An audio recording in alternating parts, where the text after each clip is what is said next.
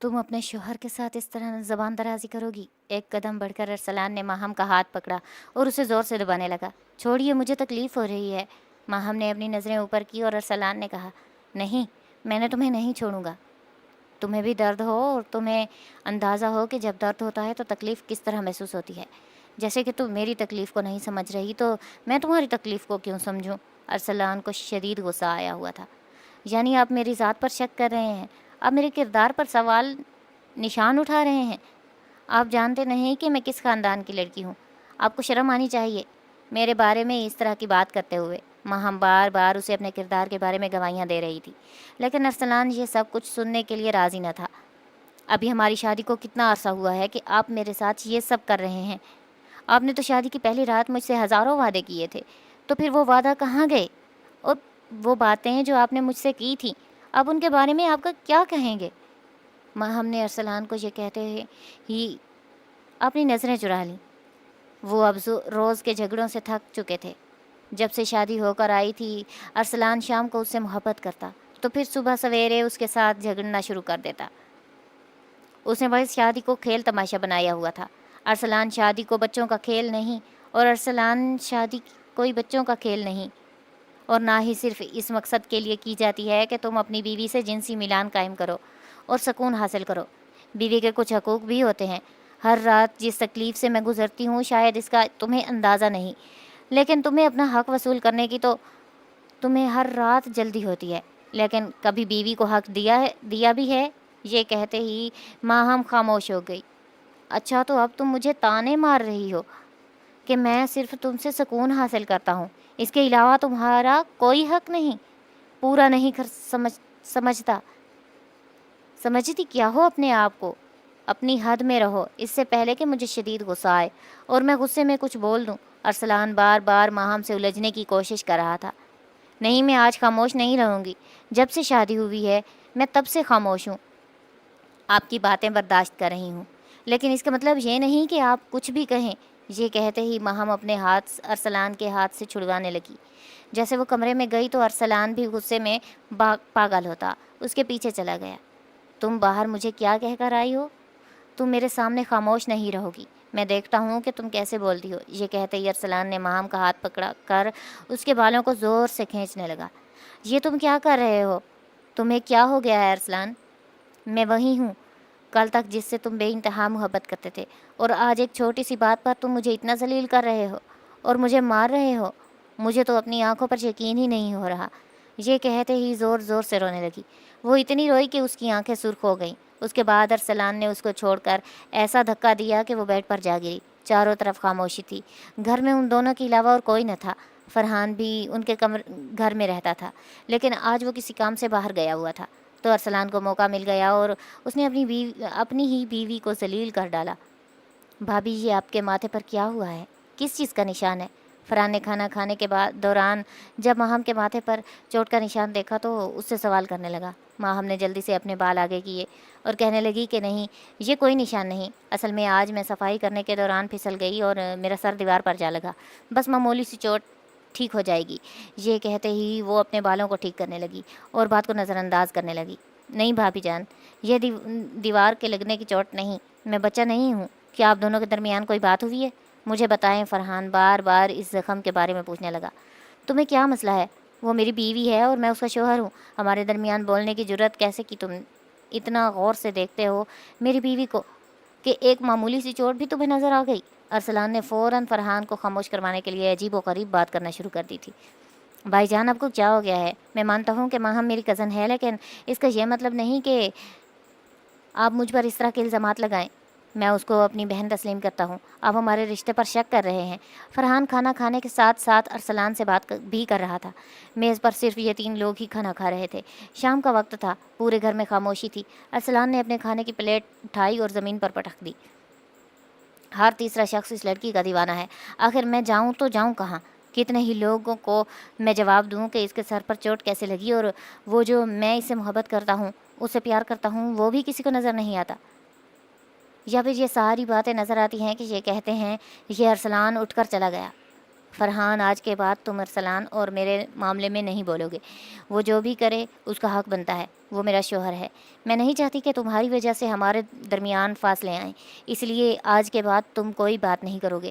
لیکن ماہم، میں نے تو بس صرف اتنا پوچھا کہ چوٹ کیسے لگی۔ بس فرحان، اب تم مزید اس چوٹ کے بارے میں اور میری زندگی کے بارے میں کوئی سوال نہیں کرو گے۔ ماہم فرحان کو خاموش کروا کر وہاں سے چلی گئی۔ فرحان حیران تھا کہ یہ سب کچھ کیا ہو رہا ہے۔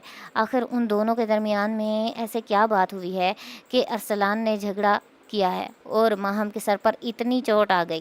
خیر، وہ خاموش ہو گیا، کیا ہی کر سکتا تھا۔ اب تو مجھے لگتا ہے کہ مجھے کچھ ہو جائے گا۔ ہر جگہ سے تمہاری تعریف سن کر میرے بدن کو آگ لگ جاتی ہے۔ پتہ ہے آج گلی کی نکڑ والا لڑکا کیا کہہ رہا تھا کہ بھابھی تو بہت خوبصورت ہے، اور ان کے ہاتھوں سے لگ رہا تھا کہ وہ آپ کو ضرور بہت طرح کی ڈشز بنا کر کھلاتی ہوں گی۔ کل ہمارے گھر میں بھی انہوں نے بریانی بھجوائی۔ خدا کی قسم اتنی لذیذ تھی کہ میں اپنی زندگی میں ایسی بریانی نہیں کھائی۔ کسی دن ہمیں دعوت پر بلاؤ، ہم بھی بھابھی کے ہاتھ کا کھانا کھانا چاہتے ہیں۔ تو اب تم بتاؤ، تمہیں کیا ضرورت تھی ان کے گھر میں بریانی بھجوانے کی؟ کام سے واپس آتے ہی ارسلان دوبارہ شروع ہو گیا تھا۔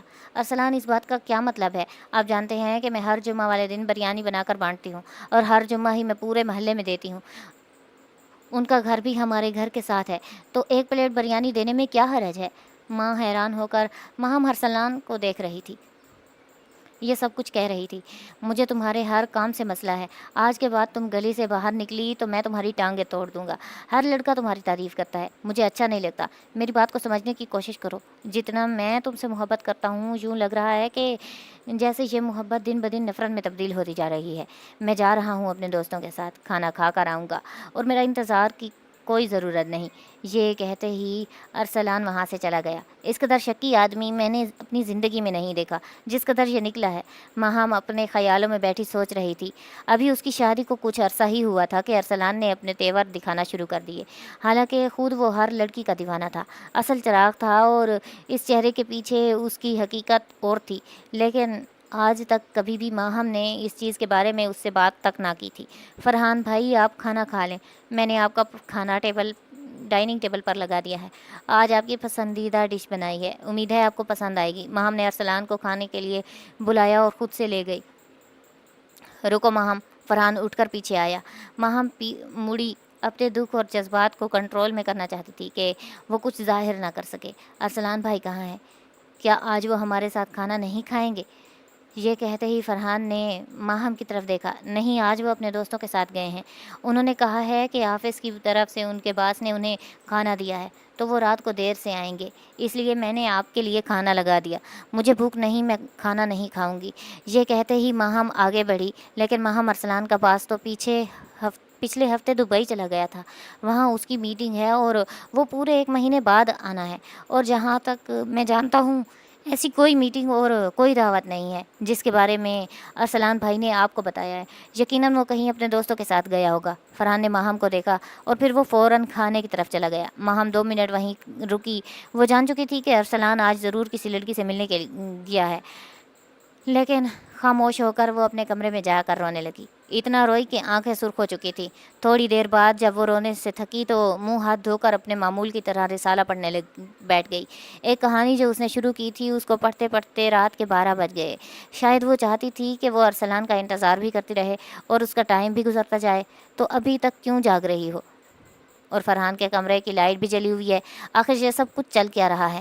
میں گھر نہیں تھا، تمہیں اپنے کمرے کی کنڈی اندر سے بند کرنی چاہیے تھی، لیکن نہیں، تم تو یہاں پر بال کھول کر فلموں کے ایک سین کی طرح اپنے آپ کو ہیروئن سمجھ کر بیٹھی ہو، جیسے کوئی دیوانہ آئے گا اور تم پر فدا ہو جائے گا۔ آتے ساتھ ہی ارسلان شروع ہو گیا۔ ایک تو میں آپ کا انتظار کر رہی ہوں، اور دوسرا آپ آتے ساتھ ہی ایسی گھٹیا باتیں کرنا شروع ہو گئے۔ میں کیا کہوں آپ کے بارے میں؟ سب جانتی ہوں آپ کے بارے میں۔ آج تک کچھ نہیں کہا، خاموش ہوں، کیونکہ میرے والدین جہاں پر نہیں ہے، اور میں ایک عزت دار گھرانے سے ہوں۔ ارسلان صاحب، اس لیے بہتر ہوگا کہ میرا منہ مت کھلوائیں۔ یہ کہتے ہی ماہم نے رسالہ بند کیا اور سونے کے لیے اٹھی۔ کیا کہا تم نے میرے بارے میں؟ کیا بکواس کی ہے تم نے؟ پھر تمہیں فرحان نے کوئی پٹی پڑھائی ہوگی۔ تمہاری آنکھوں پر تو صرف فرحان بھائی کی پٹی چلتی ہے، اور تمہارے دل پر بھی وہی حکومت کرتا ہے۔ پھر مجھ سے کیوں شادی کی؟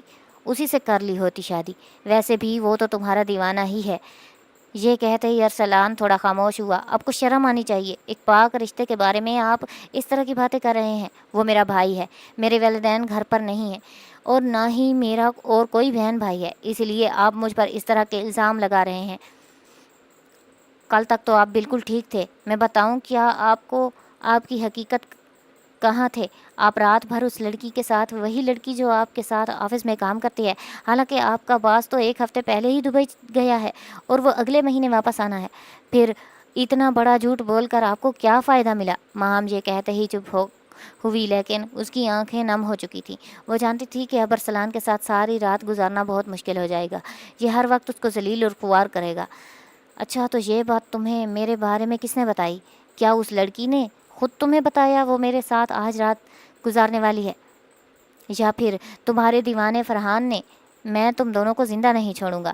میری ناک کے نیچے تم مجھ پر الزامات لگا رہے ہو۔ ارسلان کا غصہ تھا جو 7ویں آسمان کو چھو رہا تھا، اور بار بار وہ عجیب و غریب قسم کی باتیں کر رہا تھا۔ دیکھو ارسلان، دوبارہ مجھے فرحان کے بارے میں کچھ مت کہنا، ورنہ مجھ سے برا کوئی نہیں ہوگا۔ میں جانتی ہوں کہ آپ کی اس پانی میں ہے فجر ایک لڑکی ہے، میری بچپن کی دوست ہے۔ آپ نے میرا اس کے ساتھ آنا جانا بند کروا دیا اور خود گھر میں بیوی بٹھا کر دوسری لڑکیوں کے ساتھ حرام کے تعلقات بنا رہے ہیں اور عیاشیاں کر رہے ہیں۔ اب میں مزید خاموش نہیں رہوں گی۔ ارسلان، بہت ہو گیا۔ میں اپنے آپ پر ایک بات برداشت کرنے والی نہیں، اور آپ تو میرے کردار پر ہی سوال نشان اٹھا رہے ہیں۔ کیا ہوا میرے والدین گھر نہیں ہیں؟ یہ مت بھولو کہ یہ میرا ہی گھر ہے۔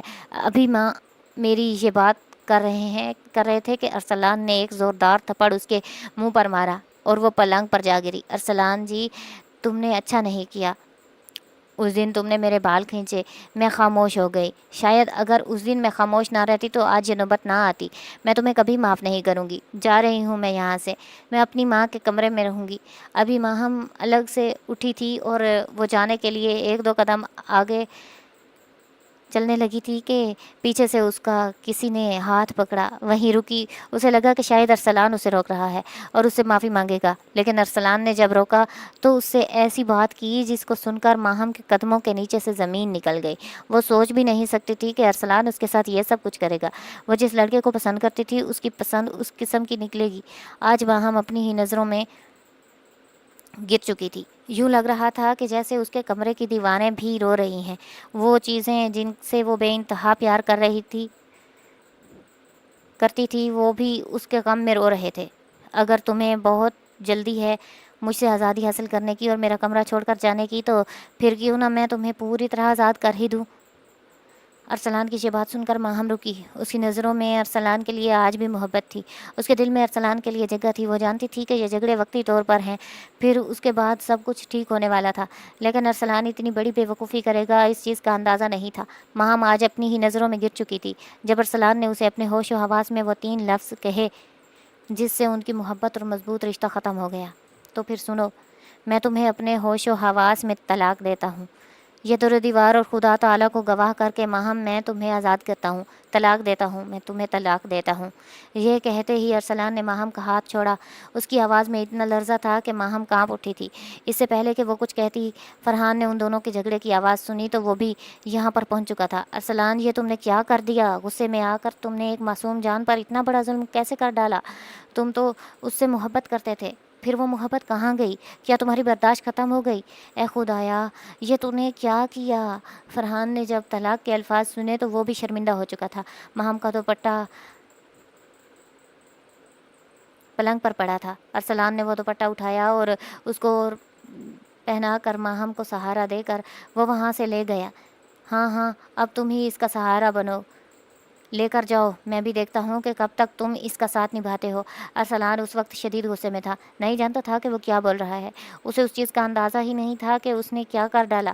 ارسلان، تم بہت پچھتاؤ گے۔ تم چچا جان اور چچی جان کو کیا جواب دو گے؟ جو لوگ تمہیں امانت دے کر 1 مہینے کے لیے عمرہ پر گئے ہیں، انہوں نے ساری جائیداد بغیر سوچے سمجھے ماہم کے نام کر دی، صرف تمہاری سہولت کے لیے۔ پورا بزنس تم سنبھالتے ہو، لیکن اس کے بدلے تم نے ان کے ساتھ کیا کیا؟ اب تم نے کیا جواب دو گے؟ یہ بات کہتے ہوئے ارسلان بھی وہاں سے چلا گیا۔ ماہم کی حالت بے حد خراب تھی۔ روتے روتے وہ بے ہوش ہو گئی تھی۔ اب بھی اسے یقین نہیں ہو رہا تھا کہ ارسلان نے اسے طلاق دے دی ہے۔ ارسلان، تمہیں خدا کا واسطہ مجھے طلاق مت دو، مجھے مت چھوڑو، میں تم سے بہت محبت کرتی ہوں۔ یہ تم کیا کر رہے ہو؟ یہ کہتے ہوئے جب ماہم کو ہوش آیا تو وہ ہسپتال کے ایک چھوٹے سے کمرے میں بیڈ پر پڑی تھی۔ یہ کہتے ہوئے وہ چیخ اٹھی اور ساتھ کھڑی نرس نے اس کی حالت دیکھ کر فرحان سے پوچھا کہ کیا تم ارسلان ہو؟ تو اس کے شوہر ہو یہ کس قسم کی باتیں کر رہی ہیں؟ میں نے نرس کو حوصلہ دیا اور کہا آپ اس کا علاج کریں، ایسی کوئی بات نہیں ہے، اس کا شوہر اور اس کا جھگڑا ہوا ہے، میں اس کا بھائی ہوں اور اس نے اس کو طلاق دے دیا ہے، اسی وجہ سے اس کی حالت بہت زیادہ خراب ہو رہی ہے۔ یہ میری بہن ماہم ہے، اس سے بہت زیادہ محبت کرتی ہے۔ اس نے مجھے غور سے دیکھا اور ماہم کا علاج کرنا شروع کر دیا۔ صبح کے 4 بج گئے۔ جب ہم گھر لوٹے تو سلام دروازے پر تھا۔ مجھ سے پوچھنے لگا کہ کیا ہوا ہے اور ماہم کو ہاتھ لگانے لگا، چھوڑ دو مجھے، میں تمہارے لیے حرام ہو چکی ہوں، تمہیں شرم آنی چاہیے مجھے ہاتھ لگاتے ہوئے، اب تمہارا اور میرا کوئی رشتہ نہیں، میرے والدہ نے جلد آنے والے ہیں، تم اپنا بندوبست کرو۔ یہ کہتے ہوئے ماہم بھاگ کر اندر گئی اور زور زور سے چیخنے کی آوازیں آئیں۔ فرحان نے اسے روکا نہیں کیونکہ وہ جانتا تھا کہ ماہم اپنے اندر کے طوفان کو باہر نکالے ورنہ وہ اندر ہی اندر گھٹ کر مر جائے گی۔ ارسلان یہ تم نے کیا کیا؟ تھوڑی دیر میں ماہم کے والدین جو عمرہ پر گئے ہیں واپس آنے والے ہوں گے، تمہیں انہیں کیا جواب دو گے؟ کل رات تو تم نے حد ہی کر دی۔ فرحان بہت اداس تھا اور ارسلان کی حالت بھی اب ٹھیک نہیں تھی۔ اسے احساس ہو چکا تھا کہ اس نے بہت بڑی غلطی کر دی۔ کیا تم واقعی میری عزت اور بچانا چاہتے ہو ارسلان؟ ارسلان نے ایک دم پیچھے مڑ کر فرحان سے کہا، جو صحن میں کھڑا کبھی ماہم کی طرف دیکھتا تو کبھی ارسلان کی طرف دیکھ رہا تھا۔ اس کا کیا مطلب ہے ارسلان؟ میں سمجھا نہیں۔ جو تم نے کرنا تھا تم کر چکے، اب میں کیسے تمہاری عزت بچا سکتا ہوں؟ فرحان حیران ہو کر ارسلان کی بات کا جواب دے رہا تھا۔ رات کے اس وقت بالکل خاموشی تھی، اندھیرے نے رات کو آغوش میں لے لیا تھا، یہاں تک کہ کسی چیز کی بھی آواز نہ تھی، لیکن باہر سڑک پر تھوڑی دیر بعد کسی نہ کسی گاڑی کے جانے کی آواز اس خاموشی میں ایک خطرناک منظر پیدا کر دیتی تھی۔ ہاں فرحان، تم میرے لیے ایک بہت کچھ کر سکتے ہو، اگر تم چاہو تو یہ راز رہ سکتا ہے۔ اگر تم واقعی ماہم کو اپنی بہن مانتے ہو تو تمہیں اس کے لیے یہ قربانی دینی پڑے گی۔ فرحان نے حیرانی سے ارسلان کی طرف دیکھا۔ مطلب کیا ہے تمہارا اس بات سے؟ مجھے سمجھ نہیں آ رہی، تم کیا کہنا چاہ رہے ہو؟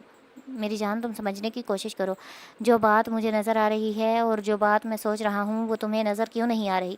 یہ کہتے ہی ارسلان فرحان کی طرف آگے بڑھا۔ اپنے دونوں ہاتھ اس نے فرحان کے کندھے پر رکھے اور اس کے سامنے رونے لگا۔ دیکھو، اب تم واحد شخص ہو جو مجھے اس مصیبت سے بچا سکتے ہو۔ یہ کہتے ہی ارسلان نے فرحان کا ہاتھ پکڑا اور اس کو لے کر سیدھا اپنے کمرے میں چلا گیا۔ میں تمہارے پاؤں پڑتا ہوں، میری عزت کو بچا لو، میں نہیں چاہتا کہ یہ بدنامی ماہم کو ساری زندگی جھیلنی پڑے یا پھر میں بھی در بدر کی ٹھوکریں کھاؤں۔ تمہیں خدا کا واسطہ ہے، تم ماہم سے نکاح کر لو۔ یہ کہتے ہی ارسلان خاموش ہو گیا، اس کی آنکھیں نم تھی۔ فرحان نے فوراً اس کے ہاتھوں سے اپنا ہاتھ چھڑوایا۔ یہ تم کیا کہہ رہے ہو؟ ہوش میں تو ہو؟ میں تمہیں بتا چکا ہوں کہ وہ میری بہن ہے اور تم چاہتے ہو کہ میں اس سے نکاح کر لوں؟ ایسا ہرگز نہیں ہوگا۔ تم نے اس بارے میں سوچ بھی کیسے لیا؟ شادی نکاح کو تم نے مذاق سمجھا ہوا ہے؟ پہلے تم نے چھوٹی سی بات پر ماہم کے کردار کو داغدار بنا دیا۔ تمہیں شرم آنی چاہیے مجھ سے اس بات کرنے کے لیے۔ میں تمہاری یہ بات ہرگز نہیں مانوں گا اور دوبارہ مجھ سے یہ سب کچھ کہنے کی ضرورت نہیں۔ یہ کہہ کر فرحان اٹھا اور جانے لگا۔ دیکھو، حلالہ کرنے میں کیا ہو جائے گا، یہ سب تو پھر اسلام میں بھی جائز ہے۔ شرعی طور پر تمہارا نکاح ہوگا، مولوی کو بلاؤں گا، تم ماہم سے نکاح کرنا اور 2 دن بعد اس کو طلاق دے دینا۔ گھر کی بات گھر میں رہ جائے گی، دوبارہ اسے نکاح کر لے گی، کسی کو بھی نہیں رہے گا، اور تم تو میرے بھائی ہو اور ماہم کے والدین کا اور اس گھر کا نمک کھا رہے ہو۔ ہمارے لیے اتنا تو کر ہی سکتے ہو۔ ہماری عزت اب تمہارے ہاتھ میں ہے، چاہو تو اسے بچا لو، چاہو تو اسے معاشرے کے لیے مذاق بنا دو۔ یہ کہتے ہی ارسلان نیچے جھک گیا۔ میں یہ سب کچھ نہیں کر سکتا۔ فرحان کی آنکھیں نم ہو چکی تھیں۔ میں کیسے 2 دنوں کے لیے نکاح کر لوں اور پھر دوبارہ سے ماہم کو طلاق دے دوں اور پھر تمہارا اس سے نکاح ہو جائے؟ مجھے یہ سب کچھ مناسب نہیں لگ رہا۔ فرحان حیران تھا کہ ارسلان کس طرح کی باتیں کر رہا ہے۔ دیکھو مجھے احساس ہے کہ میں تم سے وعدہ کرتا ہوں میں کبھی بھی ماہم سے اونچی آواز میں بات نہیں کروں گا، اور وہ لڑکی جس سے میں ملنے گیا تھا میں اس سے بھی تمام تعلقات ختم کر دوں گا، کسی کو کچھ نہیں کہوں گا، لیکن تمہیں خدا کا واسطہ ہے مجھے بس یہ احسان کر لو۔ نیچے بیٹھ کر ارسلان اپنے بیڈ کا سہارا لے کر اداس ہو رہا تھا۔ میں تو مان جاؤں گا، ٹھیک ہے تم لوگوں کا نمک کھایا ہے، قربانی دینے کے لیے ہاتھ کاٹ رہا ہوں، لیکن ماہم ارسلان یہ بات تم جان لو کہ ماہم کبھی اس چیز کے لیے راضی نہیں ہوگی، وہ کبھی نہیں مانے گی۔ تمہارے رویے نے اس کا دل دکھایا ہے، مجھے نہیں لگتا کہ وہ اس سب کے لیے مانے گی۔ یہ کہتے ہی فرحان خاموش ہو گیا۔ تم تو مان جاؤ پہلے، اس کو میں خود ہی دیکھ لوں گا، مجھے صرف تمہاری فکر ہے، وہ تو میری جان ہے، میرے ایک کہنے پر کچھ بھی کر لے گی۔ ارسلان بار بار فرحان کو سمجھانے کی کوشش کر رہا تھا، وہ اسے ایک عام سی بات سمجھتا تھا، لیکن جو اس کی نظر میں اہم بات تھی فرحان کے لیے وہ بہت بڑا گناہ تھا۔ مجھے یقین ہے تم انکار نہیں کرو گے۔ اب میں ماہم کے پاس جا رہا ہوں، تھوڑی دیر بعد میں مولوی کو بلا لاؤں گا، میری عزت بچا لو۔ ماہم کے والدین کسی بھی وقت آ سکتے ہیں۔ یہ کہتے ہی ارسلان جلدی سے اٹھا اور ماہم کے کمرے کی طرف بڑھ گیا۔ رات کے 4 بج چکے تھے، صبح کی اذانیں آنے والی تھیں، پرندوں کی چہچہاہٹ شروع ہو چکی تھی، ارد گرد کے گھروں میں بتیاں جلنا آہستہ آہستہ شروع ہو گئی تھیں، لیکن صدیوں کی صدیق ہاؤس میں پوری رات قیامت کی طرح گزری تھی۔ تینوں کے تینوں بے چینی میں زندگی گزار رہے تھے۔ کیوں آئے ہو میرے کمرے میں؟ تمہارا کوئی حق نہیں کہ یہاں پر مت آؤ۔ کونے میں بیٹھی ماہم نے جب ارسلان کو اپنے کمرے میں آتے ہوئے دیکھا تو اسے آنے سے منع کر دیا۔ کمرے میں ساری چیزیں ٹوٹی پڑی تھیں، یہ اس کا پرانا کمرہ تھا جب وہ شادی سے پہلے رہتی تھی۔ جن چیزوں سے وہ بے انتہا محبت کرتی تھی ان سب کو توڑ ڈالا۔ ماہم تم ٹھیک تو ہو؟ یہ تم نے کیا کیا؟ تمہیں چوٹ تو نہیں لگی؟ تم نے یہ چیزیں کیوں توڑی ہیں؟ ارسلان نے جب کمرے کی حالت دیکھی تو وہ جلدی سے ماہم کی طرف بھاگا۔ میں نے آپ سے کہا آپ وہیں رک جائیں، آپ کا کوئی حق نہیں بنتا کہ اس طرح میرے پاس آئیں، میں آپ کی شکل تک نہیں دیکھنا چاہتی۔ یہ کہتے ہی ماہم نے اپنا منہ دوسری طرف پھیر لیا۔ دیکھو میں تمہارے لیے ایک خوشی کی خبر لے کر آیا ہوں، ایک ایسی خبر جس کو سن کر تم حیران ہو جاؤ گی۔ ارسلان نے بہت دھیمی لہجے میں ماہم سے بات کرنے کی کوشش کی۔ نہ تو مجھے تمہاری خوشی کی خبر میں دلچسپی ہے اور نہ ہی تم میں، میرا تمہارے ساتھ کوئی واسطہ نہیں رہا۔ تم بول رہے ہو ارسلان صدیقی صاحب تم مجھے طلاق دے چکے ہو، نہ تو تمہارا مجھ پر کوئی حق ہے اور نہ ہی میرا تم پر کوئی حق ہے، اس لیے بہتر ہوگا کہ مجھ سے دور رہو، ورنہ میں اپنے ساتھ کچھ کر بیٹھوں گی۔ میری برداشت کی حد ختم ہو چکی۔ ماہم نے اپنی کانپتی ہوئی آواز میں ارسلان کو دور رکھنے کی کوشش کی۔ میری بات کو غور سے سنو، میں تمہیں ایک بہت بڑی بات بتانے والا ہوں، تم چاہو تو یہ راز رہ سکتا ہے، ہم دوبارہ سے میاں بیوی بن سکتے ہیں۔ ارسلان نے ماہم کو سمجھانے کی کوشش کی۔ یہ کیا بکواس ہے؟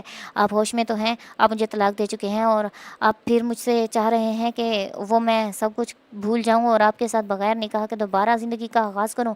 تو سنیے صدیقی صاحب، میں ایسا سوچ بھی نہیں سکتی، میں مر تو جاؤں گی لیکن ایسا گناہ نہیں کروں گی۔ نہ جانے آپ کیا سمجھ رہے ہیں، آپ کی محبت میں پاگل ہوں، دیوانی ہوں، لیکن گناہ نہیں کر سکتی۔ آپ نے میرا دل توڑ دیا ہے۔ دیکھیں میرے پاس صرف آپ تھے اور جب آپ نے مجھے چھوڑ دیا تو میرے پاس کچھ بھی نہیں بچا۔ یہ کہتے ہی ماہم رونے لگی۔ پلیز میری جان، میری بات کو سمجھنے کی کوشش کرو، میں تم سے کوئی گناہ نہیں کروانا چاہتا، نہ ہی کسی قسم سے کوئی گناہ نہیں کروانا چاہتا، نہ ہی میں تم سے کسی قسم کی زبردستی نہیں چاہتا ہوں۔ پہلے تمہارا حلالہ ہوگا اور پھر اس کے بعد تم میری بیوی بن کر ہمیشہ میرے پاس رہو گی، میں کبھی بھی تمہیں نہیں چھوڑوں گا۔ ارسلان نے جب اپنی بات واضح طور پر ماہم کو بتائی تو وہ اٹھ کھڑی ہوئی۔ خدا کے لیے میں آپ کے آگے ہاتھ جوڑتی ہوں، یہاں سے چلے جائیے۔ آپ کس قسم کی بہکی باتیں کر رہے ہیں؟ اب تو آپ آزاد ہو چکے ہیں، جائیں اپنی آفس والی لڑکی سے شادی کر لیں۔ ماہم چیخ کر کہا، نہیں کرنی مجھے اس سے شادی، تم میری محبت ہو، میری زندگی اور ہمیشہ رہو گی۔ میں نے فرحان کو سمجھا دیا ہے، وہ تم سے نکاح کے لیے راضی ہو گیا ہے۔ یہ یتیم لڑکا ہے، ہمارا نمک کھایا ہے، ہم پر احسان نہیں کرے گا تو کس پر کرے گا؟ وہ یہ بات کسی کو نہیں بتائے گا۔ ماہم میں تمہاری ایک بات نہیں سننے والا، عمرہ کرنے کے بعد وہ لوگ آنے ہی والے ہوں گے، کبھی بھی آ سکتے ہیں، تو پھر میں نے کیا جواب دوں گا؟ تمہارے والدین اس عمر میں تمہارا دکھ نہیں دیکھ سکیں گے، خدا کا واسطہ مان جاؤ، یہ بھی حلال طریقہ ہے۔ پہلے تمہارا نکاح فرحان سے ہوگا، پھر وہ تمہیں 2 دنوں بعد چھوڑ دے گا، اور پھر خاموشی کے ساتھ تمہارا نکاح میرے ساتھ ہو جائے گا۔ اس طرح کسی کو پتہ بھی نہیں چلے گا، گھر کی بات گھر میں رہ جائے گی۔ میری جان، کیا تم میرے ساتھ رہنا نہیں چاہتی؟ یہ کہتے ہی ارسلان ماہم کے قریب گیا۔ ساری چیزیں ٹوٹی ہوئی تھی، وہ اپنے قدم پھونک پھونک کر رکھ رہا تھا کہ کہیں شیشے کے ٹکڑے اس کے قدموں میں لگ جائیں۔ قریب جا کر اس نے ماہم کو اٹھایا اور اپنے سامنے بیڈ پر بٹھا دیا۔ آپ نے یہ سب کچھ سوچ بھی کیسے لیا؟ میں 2 دنوں کے لیے فرحان سے شادی کروں گی؟ ارسلان، میں ایسا کچھ نہیں کروں گی، تم مجھے ہمیشہ کے لیے کھو چکے ہو۔ روتے ہوئے ماہم نے ارسلان سے یہ کہہ دیا، میں تمہیں کبھی نہیں کھو سکتا، تم ہمیشہ میری ہو، میں کسی اور کا نہیں ہونے دوں گا۔ چھوٹی سی غلط فہمی تھی، مجھے غصہ دلا دیا، مجھ سے بہت بڑی غلطی ہو گئی۔ ماہم، میں تم سے وعدہ کرتا ہوں کہ آج کے بعد تمہیں کسی شکایت کا موقع نہیں دوں گا، لیکن تم مجھے ایک موقع دے دو، میرا حق بنتا ہے کہ تم میرا اعتبار کرو۔ یہ کہتے ہی ارسلان خاموش ہو گیا۔ پھر کون سا اعتبار؟ آپ نے میرا اعتبار کیا تھا، آپ نے خود ہی سب کچھ برباد کر دیا ہے، آپ نے مجھے جینے کے قابل نہیں چھوڑا۔ ماہم رو رو کر ارسلان کو اپنی حالت بتانے لگی، کوشش کر رہی تھی کہ وہ کس اذیت سے گزر رہی ہے۔ دیکھو ماہم، میری جان، پلیز مان جاؤ، تمہیں فکر کرنے کی ضرورت نہیں، یہ بات کسی کو بھی پتہ نہیں چلے گی۔ فرحان ہمارے گھر کا لڑکا ہے، گھر کی بات گھر میں رہ جائے گی، وہ اس نکاح کے لیے راضی ہے۔ میں مولوی کو چند پیسے دے کر اس کا منہ بند کروا دوں گا، کانوں کان کسی تک یہ راز نہیں کھلے گا۔ لیکن اگر تم نہ مانی تو پھر صدیقی ہاؤس میں بربادی کو کوئی نہیں روک سکتا، یہ طوفان صرف تم ہی روک سکتی ہو۔ خدا کے لیے میں پچھتا رہا ہوں، بعد میں تم پچھتانا، آج بھی تمہارے پاس وقت ہے۔ یہ کہتے ہی ارسلان خاموش ہو گیا۔ اب کی بار ماہم بھی خاموش ہو گئی، ایسے جیسے وہ اس بات کے لیے رضامند ہو گئی ہو۔ تو پھر میں فوراً نکاح کی تیاریاں کرتا ہوں۔ تھوڑی دیر بعد مولوی آ گیا اور پھر رات کی تاریکی میں ڈھلنے لگی۔ صبح ہوئی تو ماہم اور فرحان کا نکاح ہو چکا تھا۔ ارسلان نے دونوں کو اپنے کمرے میں جگہ دی۔ صبح سویرے وہ ناشتے کیے بغیر چلا گیا اور فرحان سے کہہ کر گیا تھا کہ اب 2 دنوں کے لیے ماہم تمہاری بیوی ہے، اس کے ساتھ جو چاہو کرو، لیکن شرط یہ ہے کہ 2 دن بعد تم اسے طلاق دے دو گے۔ یہ کہتے ہی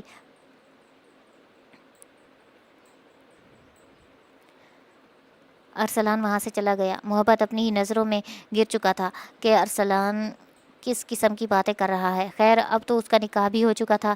شام کو جب فرحان ماہم کے قریب ہوا تو ان دونوں کے پاس الفاظ نہ تھے۔ دونوں ایک دوسرے کا منہ دیکھنے لگے اور سوچ رہے تھے کہ کون پہلے گفتگو کا آغاز کرے۔ جیسا کہ تم جانتے ہو کہ یہ نکاح کس حال میں ہوا ہے، اس لیے میں تمہارا کوئی حقوق پورا نہیں کر سکتا۔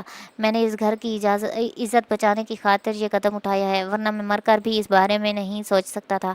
ارسلان نے مجھے ایک بہت بڑی بات کی، شاید یہی وجہ تھی کہ میں انکار نہیں کر پایا۔ فرحان ماہم کو دیکھے بغیر یہ ساری باتیں کر رہا تھا۔ وہ خاموشی سے اسی کمرے میں بیٹھی تھی جس کمرے میں وہ چند دن پہلے ارسلان کی دلہن تھی، اور آج اسی کمرے میں اس کا شوہر تبدیل ہو چکا تھا۔ اس کی دنیا تبدیل ہو چکی تھی اور اب فرحان اس کا شریک حیات تھا۔ جانتی ہو ارسلان نے مجھ سے کیا کہا؟ اس نے مجھ سے کہا کہ تم نے اس کا گھر کا نمک کھایا ہے، نمک کے بدلے میں تم یہ سب کچھ کرو۔ اس گھر والوں کے میری ذات پر بہت احسان ہے، اور جب ارسلان نے وہ احسان جتلائے مجھ سے تو تم سے نکاح کرنے کا کہا تو میرے کان نہیں کر پایا، لیکن وہاں تمہارے پاس تو انکار کرنے کا موقع تھا، پھر تم نے انکار کیوں نہیں کیا؟ ابھی فرحان یہی بات کر رہا تھا کہ ماہم رونے لگی۔ اس نے کہا کہ میں نے اس لیے انکار نہیں کیا کیونکہ میں اب اس روز کے رشتے سے تھک چکی تھی، میں تھک چکی تھی ارسلان کی بدتمیزیوں سے۔ اس نے نہ صرف مجھ پر شک کرنا شروع کر دیا تھا بلکہ اب وہ مجھے مار بھی رہا تھا۔ شدید گھائل ہو رہی تھی، میری روح کانپ اٹھی جب اس نے میرے ساتھ یہ سب کچھ کیا۔ یہ کہتے ہی ماہم بالکل خاموش ہو گئی، جیسے اسے وہ یاد آ گیا ہو جب ارسلان نے اس کو طلاق دی ہو۔ تو اس سب کا کیا مطلب ہے کہ تم نے صرف 2 دنوں کے لیے مجھ سے نکاح نہیں کیا؟ فرحان حیران ہو کر ماہم سے پوچھنے لگا۔ ہاں فرحان، تم بالکل ٹھیک سمجھے ہو، میں نے تم سے 2 دن کے لیے نکاح نہیں کیا، بلکہ اب تم مجھے طلاق نہیں دو گے۔ میں تمہارے ساتھ رہنا چاہتی ہوں، تمہارے ساتھ سکون بھری زندگی گزارنا چاہتی ہوں، ایک ایسا شخص اپنی زندگی میں چاہتی ہوں جو مجھے سمجھے اور میرا دکھ بانٹے۔ یہ کہتے ہی ماہم نے فرحان کو وہ وقت یاد دلایا جب اس کے والدین عمرے پر جا رہے تھے۔ فرحان کو وہ وقت یاد کرو جب میرے والدین عمرے پر جا رہے تھے اور ارسلان کا بھی ساتھ کیا رویہ تھا۔ فجر کی اذان کے بعد کا وقت تھا اور ہر طرف سکون تھا، مگر ماہم کے گھر کے صحن میں بے چینی تھی۔ ماہم کے ابو نے سفید احرام باندھا ہوا تھا اور ان کے ہاتھ میں تسبیح تھی۔ امی نے سفید عبایا پہنا ہوا تھا اور سر پر نقاب تھا۔ ان کی آنکھوں میں آنسو تھے مگر ہونٹوں پر مسکراہٹ تھی۔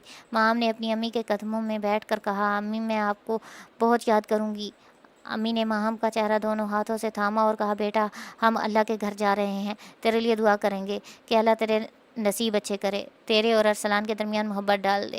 ماہم نے کہا، امی ارسلان سے شادی کو ابھی تھوڑا ہی وقت ہوا ہے مگر حالات بگڑ گئے ہیں۔ ابو نے ماہم کے سر پر ہاتھ رکھا اور کہا، بیٹا شادی کے بعد آزمائش آتی ہے، صبر کرو، اللہ کے پاس تیرے لیے روئیں گے، صبر کرو، سب ٹھیک کر دے گا، ہم عمرے پر جا کر حجر اسود کے پاس تیرے لیے روئیں گے۔ ماہم نے کہا، ابو میں ڈر رہی ہوں، گھر میں اب صرف میں، ارسلان اور فرحان رہیں گے۔ فرحان نے کہا، چچا آپ بے فکر ہو کر جائیں، میں ماہم کا بھائی بن کر خیال رکھوں گا۔ ارسلان کمرے کے کونے میں کھڑا تھا، وہ کچھ بول نہیں رہا تھا۔ اس کی شادی ماہم سے کچھ ماہ پہلے ہی ہوئی تھی مگر ارسلان کی وجہ سے سب خراب ہو رہا تھا۔ ارسلان نے دھیرے سے کہا، امی ابو آپ جائیں اور اللہ سے میرے لیے بھی دعا کرنا کہ میں ماہم کا اچھا شوہر بن سکوں۔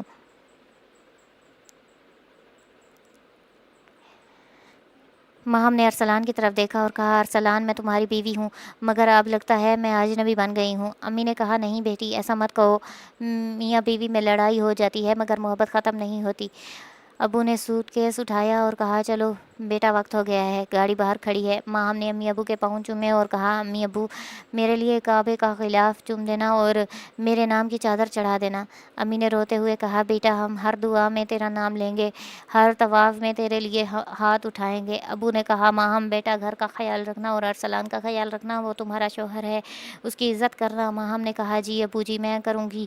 گاڑی کا دروازہ کھلا اور امی ابو بیٹھ گئے۔ ماہم دروازے پر کھڑی رہی اور ہاتھ ہلاتی رہی جب تک گاڑی گلی کے موڑ سے مڑ کر غائب نہیں ہو گئی۔ فرحان نے کہا، بھابھی اب گھر خالی ہو گیا ہے۔ ارسلان نے دیوار سے ٹیک لگا لی اور کہا، ہاں فرحان اب صرف ہم تین لوگ اور ایک ٹوٹا ہوا رشتہ رہ گیا ہے۔ ماہم نے آسمان کی طرف ہاتھ اٹھائے اور کہا، یا اللہ میرے والدین کو عمرہ قبول کر اور مجھے صبر دے۔ عمرہ پر جانے والا سارا منظر ماہم نے فرحان کو سمجھا دیا، سب کچھ اسے یاد آ گیا۔ اس کی آنکھیں نم ہو گئیں کیونکہ ماہم کے والدین ارسلان کو امانت دے کر گئے تھے لیکن اس نے تو خیانت کر دی تھی۔ اب یہ دونوں یہی باتیں سوچ رہے تھے کہ اچانک دروازہ زور زور سے بجنے لگا۔ یہ لگ رہا تھا کہ جیسے دروازہ ٹوٹ کر گر جائے گا۔ ماہم نے حیران تھا کہ ارسلان اور ماہم کو ہو کیا گیا ہے۔ وہ دونوں کی باتیں سن کر حیران ہو چکا تھا۔ جب دروازے پر آیا تو سامنے ارسلان کو پایا۔ کیا تم سے صبر نہیں ہوتا؟ اتنی زور سے دروازہ بجانے کی کیا ضرورت تھی؟ فرحان نے ارسلان کو دیکھتے ہی اس کو یہ کہا، تو تم اندر ایسے کون سے کام میں مصروف تھے کہ میں صبح سے آیا کھڑا ہوں اور تم دروازہ نہیں کھول رہے؟ ایسا کیا کام کر رہے تھے تم کہ دروازہ کھول دو؟ اتنی دیر لگا دی۔ پھر ارسلان کی وہی باتیں شروع ہو گئی تھی، شرم آنی چاہیے اس طرح کی باتیں کرتے ہوئے۔ یہ کہتے ہی فرحان وہاں سے چپ چاپ چلا گیا اور جا کر اپنے کمرے میں بیٹھ گیا۔ اسے ان دونوں کی سمجھ نہیں آ رہی تھی کہ یہ کیا ہو رہا ہے۔ دونوں کے رویے سے ارسلان اسے کچھ کہہ رہا تھا، دیکھو ارسلان بے شک میں تمہیں 2 دنوں کا وقت دیا تھا اور ابھی 1 دن باقی ہے، لیکن والدین نے ابھی فون کیا ہے کہ وہ ایئرپورٹ اتر چکے ہیں، کچھ ہی گھنٹوں بعد وہ گھر پہنچ جائیں گے، اس لیے تمہیں ابھی اسی وقت ماہم کو طلاق دینی ہوگی تاکہ میں جلد سے جلد اس سے نکاح کر لوں۔ میں نہیں چاہتا کہ یہ خبر ان تک بھی پہنچے۔ ارسلان نے ماہم کا ہاتھ پکڑا ہوا تھا اور وہ فوراً فرحان کے پیچھے آ کر اس سے یہ بات کرنے لگا۔ فرحان نے ماہم کی طرف دیکھا جو سہمی ہوئی اور ڈری ہوئی تھی، شاید وہ فرحان سے طلاق نہیں چاہتی تھی۔ ارسلان تم کیا کر رہے ہو؟ حلالہ کی شرائط تو پوری ہونے دو، 1 دن کے لیے یہ سب کچھ نہیں ہوتا۔ تمہارے کہنے کے مطابق میں کل صبح سویرے ہی اس کو آزاد کر دوں گا، لیکن اپنی شرط پر قائم رہا، اسی طرح کچھ بھی کرنے کی ضرورت نہیں۔ میں نے کہا ہے طلاق تو اسے۔ ابھی یہ تینوں اسی کشمکش میں تھے کہ اچانک دروازہ بجا۔ ماہم بھاگ کر گئی اور دروازہ کھولا۔ جیسے ہی اس نے دروازہ کھولا تو سامنے اس کے والدین تھے، زور زور سے رونے لگے، ان کے گلے لگے۔ جب وہ گھر آئے تو وہ بہت خوش تھے، کافی سارا سامان لے کر آئے تھے۔ ارسلان بار بار محبوب کو خاموش رہنے کی بات کر رہا تھا، لیکن اب اس کی خاموشی ٹوٹ چکی تھی۔ یہ ساری حقیقت ماہم نے کھول کر اپنے والدین کے سامنے رکھ دی اور کہا کہ اب آپ لوگ یہ فیصلہ کریں کہ میں فرحان کے ساتھ زندگی گزاروں یا پھر ارسلان کے ساتھ زندگی ہو جاؤ۔ فرحان مجھے طلاق دینے کے لیے تیار ہے، اس نے میری عزت کی خاطر مجھ سے شادی کی اور اب میری عزت کی خاطر مجھے آزاد ہونے کے لیے راضی ہے۔ اب جیسا چاہیں گے ویسا ہوگا۔ جیسے ماہم کے والد یہ ساری بات سنی تو ان کی آنکھیں نم ہو گئیں۔ اے خدا، تو نے ہماری بیٹی کو اتنے بڑے امتحان سے گزارا، اب تم ارسلان کے ساتھ نہیں رہو گی، اسے پچھتاوے کی زندگی دے کر چھوڑ دیتے ہیں۔